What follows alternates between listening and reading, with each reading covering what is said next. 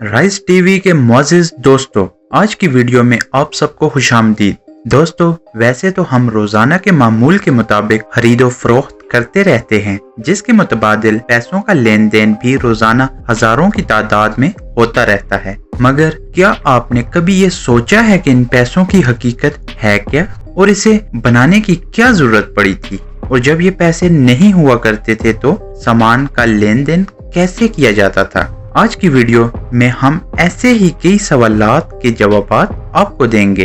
Video को आखिर तक देखिएगा, और अगर आप नए हैं हमारे चैनल पे तो वीडियो को सब्सक्राइब करना ना भूलिएगा। आज से तकरीबन 17,000 साल पहले, जब पैसे का कोई भी वजूद नहीं हुआ करता था, 15,000 BC, ये वो वक्त था जब इंसान का गुजर बसर छोटे छोटे कबीलों में हुआ करता था, और इस वक्त उनकी खुराक का जरिया सिर्फ शिकार था, जिससे वो जिंदा रह सकते थे। कुछ वक्त गुजरने के बाद शिकार में कमी का मसला सब कबीलों को पेश आया, जिसकी वजह से भूख बढ़ती गई, और यही वो अरसा था जब एक कबीले को दूसरे कबीले से कोई चीज लेने और देने की जरूरत पड़ी, और लेन देन का आगाज इस बिना पर किया गया कि अगर तुम हमें ताज़ा गोश्त दो और हम तुम्हें शिकार करने के हथियार बनाकर देंगे। इसमें दोनों कबीलों का फायदा था, और इस लेन देन के अरसे में ही बार्टरिंग सिस्टम का जन्म हुआ, जिसे चीजों का लेन देन भी कहा जाता है। बार्टरिंग सिस्टम का आगाज मेसोपोटामियन ट्राइब्स ने किया था, जो साउथ वेस्ट एशिया के एक इलाके का नाम है जहां इराक है।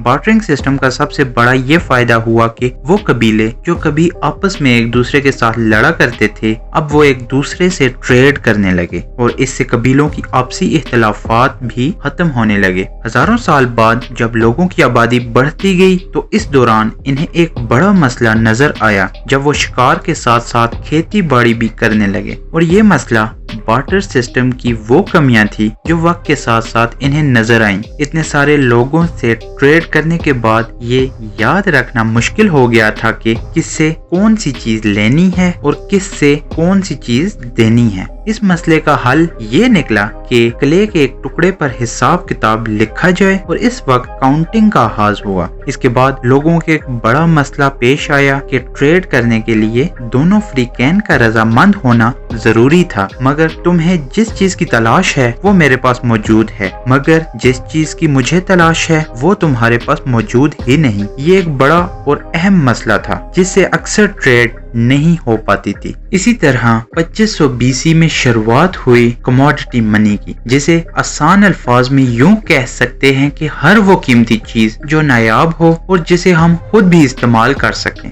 जैसे गाय, सोना, चांदी, बकरी, तीर, तलवार और जानवरों की खाल जैसी कई और नायाब चीजें भी शामिल थीं, जिस पर हर कोई रजामंद था। कमोडिटी मनी ने इन लोगों की जिंदगी आसान कर दी थी, मगर कुछ ही अरसे बाद इन्हें एक और बड़े मसले का सामना करना पड़ा कि किसी भी कमोडिटी मनी की क्या वैल्यू है, क्योंकि हर कमोडिटी मनी अपनी अलग कीमत रखती थी, और अब इन्हें कोई ऐसी चीज चाहिए जिसकी कोई खास कीमत हो, और वो चीज वक्त के साथ साथ खराब भी ना हो। 600 BC में एंशिएंट ग्रीस में मेटेलिक मनी की शुरुआत हुई, जो सोने और चांदी को मिलाकर सिक्के बनाए गए, जिन पर शेर और बैल बना हुआ था। और जैसे जैसे वक्त गुजरता गया तो हर सल्तनत के बादशाह ने अपने अपने नाम के सिक्के बना दिए, और हर कोई इसे इस्तेमाल करने लगा, क्योंकि इनका इस्तेमाल बहुत ही आसान था, और कुछ अरसा इस तरह ट्रेड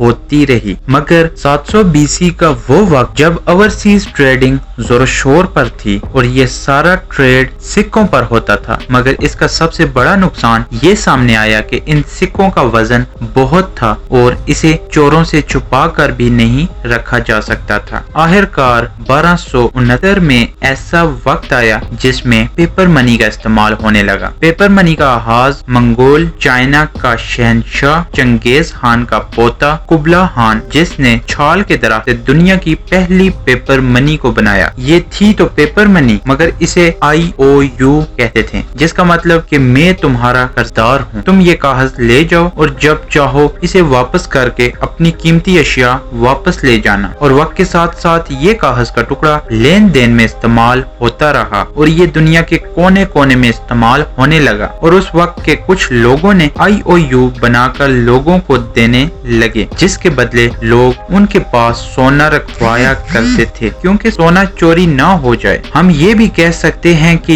ये उस दौर के बैंक की शुरुआत थी। और ये सिलसिला कुछ अरसा चलने के बाद एक और मसला सामने आया जो इन्फ्लेशन का था, मतलब कि महंगाई, क्योंकि वो बैंक बहुत ज्यादा IOU लोगों को दे चुका था, मगर इसके बरक्स बैंक के पास सोना बहुत कम रह गया था, जिसकी वजह से लोगों को नुकसान उठाना पड़ा और लोगों का बैंक पर से यकीन उठ गया और कई सालों तक किसी ने बैंक पर गौर ही नहीं किया और आखिरकार वो सोने को अपने घरों में छुपा कर रख दिया करते थे, जिसकी वजह से पैसे की सर्कुलेशन कम होने लगी। 1816 में ब्रिटेन एक ऐसा लॉ लेकर आया कि जितना हमारे पास सोना हो उतना ही हम पेपर मनी प्रिंट करेंगे, जिससे महंगाई भी नहीं होगी। और देखते ही देखते इसे पूरी दुनिया में ये लॉ बनाया गया। और वक्त के साथ साथ इन्फ्लेशन और डिफ्लेशन को मद्देनजर रखते हुए हर मुल्क का एक स्टैंडर्ड अमाउंट फिक्स कर दिया गया, जिसके अंदर कोई भी मुल्क पैसा प्रिंट कर सकता है। और अब हर मुल्क एक लिमिटेड अमाउंट तक पैसा प्रिंट कर सकता है। और इसके साथ साथ पेपर मनी को डिजिटल बना दिया गया है, जिसे ऑनलाइन पेमेंट कहा जाता है। और इसका सबसे बड़ा फायदा ये है कि इसकी मदद से हम इंटरनेशनल ट्रांजैक्शंस भी आसानी से कर सकते हैं। और ऑनलाइन पेमेंट वो पेमेंट होती है जो पेपर मनी की मद में डिजिटल करेंसी हुआ करती है। इसे ऑनलाइन पेमेंट कहा जाता है।